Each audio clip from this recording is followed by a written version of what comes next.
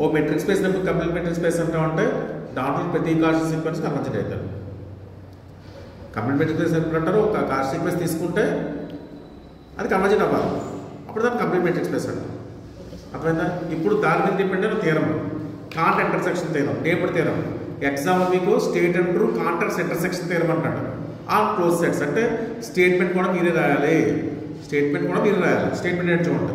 That x comma d be a complete metric space అంటే x comma డిలో ఒక Cauchy sequence తీసుకుంటే అది ఆటోమేటిక్గా కన్వర్జెంట్ అయిపోతుంది. అంటే సీక్వెన్స్ కాషియస్ చెప్తే చాలు కన్వర్జెంట్ రాసేయచ్చు, ఎందుకంటే కంప్లీట్ కాబట్టి.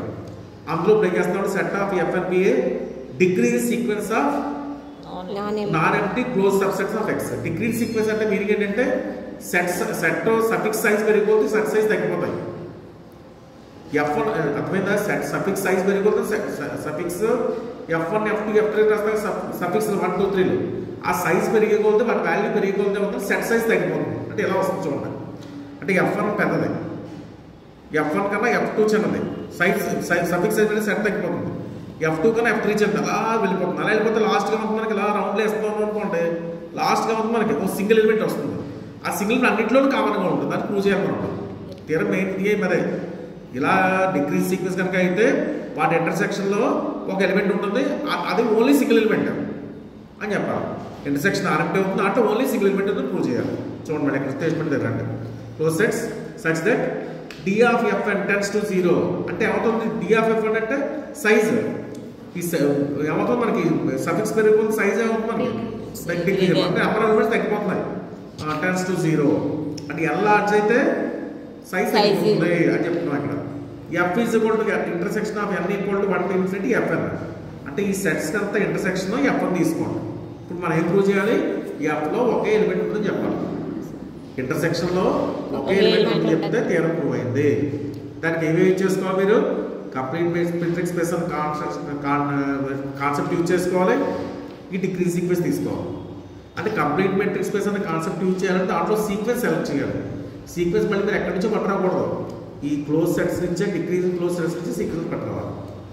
అర్థమైందా?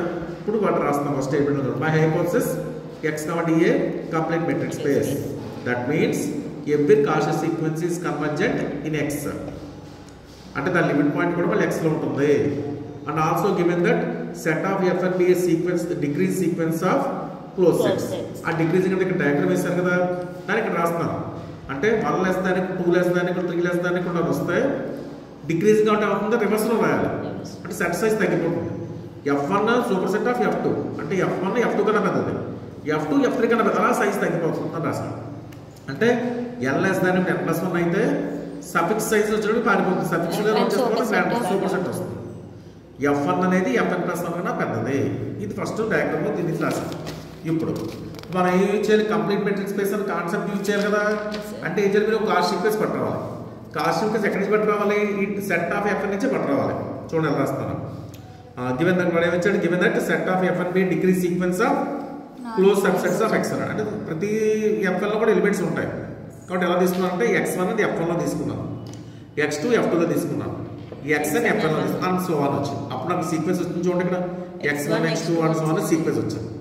ఇప్పుడు ఈ సీక్వెన్స్ కానీ కాస్ట్ సీక్వెన్స్ చెప్పగలిగితే అది కన్వర్జెంట్ అవుతుంది రాయొచ్చు. అప్పుడు మనకి లిమిట్ పాయింట్ వస్తుంది. ఆ లిమిట్ యూనిక్గా చెప్తే థీరం ప్రూవ్ అయిపోయింది మనకి. అప్పుడు ఏం చేద్దాం? ప్రూవ్ దట్ సీక్వెన్స్ ఎస్ అనేది కాస్ట్ సీక్వెన్స్ ఇన్ ఎక్స్ చెప్పాలి. కాస్ట్ సీక్వెన్స్ మన కాన్సెప్ట్ ఏంటి? D of x n comma x m less than f for all m comma m greater than equal capital M అంతే కదా మనకు ప్రూవ్ చేస్తుంది. అంటే ఇది తీసుకోవాలి మనం ఫస్ట్, తీసుకుంటే డిఫరెన్స్ లెస్ దాన్ ఎఫ్ అవ్వాలి. కాబట్టి ఎం కామా ఎన్ లెస్ గ్రేటర్ దాన్ ఈక్వల్ ఎన్ అని తీసుకోండి. అంటే దీని మీనింగ్ ఏంటి? ఎన్ గ్రేటర్ దాన్ ఈక్వల్ ఎన్, ఎం గ్రేటర్ దాన్ ఈక్వల్ ఎన్. మన కాన్సెప్ట్ ఏం చేసుకో? డిగ్రీ సీక్వెన్స్ కాబట్టి వీటి సఫిక్స్ రాస్తే రిలేషన్ మార్చుకోవాలి. అంటే F1 ఈ సబ్సెట్ ఆఫ్ Fn, Fm ఈ సబ్సెట్ ఆఫ్ Fn. అంటే దీని మీనింగ్ ఏంటంటే F1లో ఉన్న ఎలిమెంట్స్ Fnలో ఉన్న Fmలో ఉన్న ఎలిమెంట్స్ కూడా Fnలో ఉంటాయి. ఎందుకంటే F క్యాపిటల్ M ఏమైంది మనకి? 2 సెట్ల కదా పెద్ద సెట్ అయింది. కాబట్టి F1లో XM దీంట్లో XN తీసుకున్నా, దీంట్లో XM తీసుకున్నా, ఆ రెండు కూడా దేంట్లో ఉంటాయి? Fnలో ఉంటాయి. కానీ మనం ఇక్కడ ఏం రాసాం? మనం స్టేట్మెంట్లోను డి ఆఫ్ Fn వచ్చి 10 to 0 అని ఇచ్చాడు. అంటే ఎలిమెంట్స్ చాలా నీట్గా ఉంటాయి కాన్సెప్ట్, అది ఇక్కడ యూజ్ చేస్తాం మనం. దానికి కంక్లూజన్ వచ్చింది మనకి ఇక్కడ XM XN కూడా రెండు కూడా Fnలో ఉన్నాయి. స్టేట్మెంట్లో మనకి డి ఆఫ్ Fn 10 to 0 అని ఇచ్చాడు. ఎప్పుడైతే xn xm fm ఉన్నాయో d of xn, fm less than కూడా d ఆఫ్ fn అవుతుంది. కానీ d ఆఫ్ fn దేని రీచ్ అవుతుంది? 10 to 0 అంటే 0 రీచ్ అవుతుంది. 0 రీచ్ అవుతుంది లెస్ దాన్ ఎప్సిలాన్ రాస్తాం. అంటే d of xn, xm less than epsilon వచ్చింది. ఇప్పుడు ఆ సీక్వెన్స్ ఏమంటే మనకి కాస్ట్ సీక్వెన్స్. మరి metric space complete metric space కదా, ప్రెజీ కాస్ట్ సీక్వెన్స్ అవుతుంది కన్వర్జెంట్ అయిపోయింది. కాబట్టి సీక్వెన్స్ xn కన్వర్జెంట్ అయిపోయింది. కన్వర్జెంట్ అయితే లిమిట్ పాయింట్ ఉంటుంది. ఆ లిమిట్ పాయింట్ కూడా దేంట్లో ఉంటుంది మనకి? x లో ఉంటుంది. అది రాస్తాం. ఇప్పుడు మనం స్టెప్ 2లో ఇంప్రూవ్ చేయాలంటే లిమిట్ పాయింట్ ప్రతి fn లో ఉంటుంది చెప్పాలి, అంతే కదా. x అనేది లిమిట్ పాయింట్ x అనుకున్నాం అనుకోండి, x ప్రతి fn లో ఉందనుకోండి, ఇంటర్సెక్షన్ లో ఉన్నట్టే కదా, అది చెప్తామన్నమాట ఇక్కడ. ఇప్పుడు మనం ఇంప్రూవ్ చేయాలి స్టెప్ 2లో claim x belongs to fn for all n belongs to n, that is x belongs to intersection of fn. అప్పుడు x చెప్పిన తర్వాత ఓన్లీ దట్ x అవుట్ అవుతుంది చెప్తామన్నమాట. నెక్స్ట్ ఇప్పుడు ఏ అనేది తీసుకోండి, A equal to set of xn అనుకోండి. అంటే ఏంటి? A range set of sequence తీసుకున్నాం. రేంజ్ సెట్ ఎందుకు తీసుకున్నారంటే మన లిమిట్ పాయింట్ వచ్చింది కదా. లిమిట్ పాయింట్ అంటే మీనింగ్ ఏంటి? ఓ సెట్కి ఒక పాయింట్ లిమిట్ పాయింట్ ఎప్పుడు అంటాం? ఆ సెట్లో సమ్ స్టేజ్ దాంట్లో ఎలిమెంట్స్ అని ఎక్స్కి నియర్గా రావాలి. అంటే ఎక్స్కి నియర్గా రావచ్చు, లేకపోతే ఎక్స్తో ఈక్వల్ అయిపోవచ్చు. ఎక్స్తో ఈక్వల్ అయిపోయానుకోండి రేంజ్ సెట్ ఫైనైట్ సెట్ అయినట్టు. ఎక్స్కి నియర్గా వస్తుంది అనుకోండి రేంజ్ సెట్ ఇన్ఫినిట్ సెట్ అయినట్టు. అంటే రెండు కాన్సెప్ట్ వస్తాయి మనకి. లిమిట్ పాయింట్ బట్టి రేంజ్ సెట్ ఫైనైట్ కానీ ఇన్ఫినిట్ కానీ అవుతుంది. కాబట్టి రెండు తీసుకున్నాం. Let A is equal to xn such that n greater than equal to 1. ఈ రేంజ్ సెట్ అంటే ఫైనైట్ అవ్వచ్చు, ఇన్ఫినిట్ అవ్వచ్చు, ఎందుకని x లిమిట్ పాయింట్ అయింది కాబట్టి. బట్ సపోజ్ రేంజ్ సెట్ అంటే ఫైనైట్ అయింది అనుకోండి, ఇన్ఫినిట్లీ మెనీ పాయింట్స్ ఆఫ్ ఏలో ఎలిమెంట్స్ దేనికి ఈక్వల్ అవుతాయి? x ఈక్వల్ అవుతాయి. అర్థమైందా? అది ఇక్కడ రాస్తాం. దట్ ఇంప్లైస్ ఇక్కడ రాసాను చూడండి. That implies infinitely many points of a are equal to x. therefore x is equal to xn subset of fn. ఇది మళ్ళీ subset of fn capital n, అంతేనా sir? For all n greater than equal to n not. ఇక్కడ రాసిన range చూడండి. ఇక్కడ x belongs to xn. xn దేంట్లో ఉంటుంది? fn లో ఉంటుంది. fn దేనికన్నా చిన్నది? fn is subset of fn not. ఎందుకంటే direction for all n greater than equal to n not. n not కన్నా పెద్ద అయితే fn మాత్రం fn నాట్ కన్నా చిన్నది అవుతుంది, అంతే కదా. మరి అది రాస్తాం. అంటే మొత్తం మీద ఏమొచ్చినట్టు అది దాన్ని ఇచ్చి అది ఒక కాన్సెప్ట్ వరకు పెట్టండి. అంటే దాని రిప్లేస్ ఏమన్నా మనకి x belongs to fn for all n అన్న. అంటే ఇక్కడ ఏం రాశానంటే x belongs to xn subset of fn not రాసాం. ఎందుకని? సమ్ స్టేజ్ దాని తర్వాత ఉంటాయి, సమ్ స్టేజ్ దాని ఎలిమెంట్స్ అన్ని ఈక్వల్ అవుతాయి అంటున్నాను.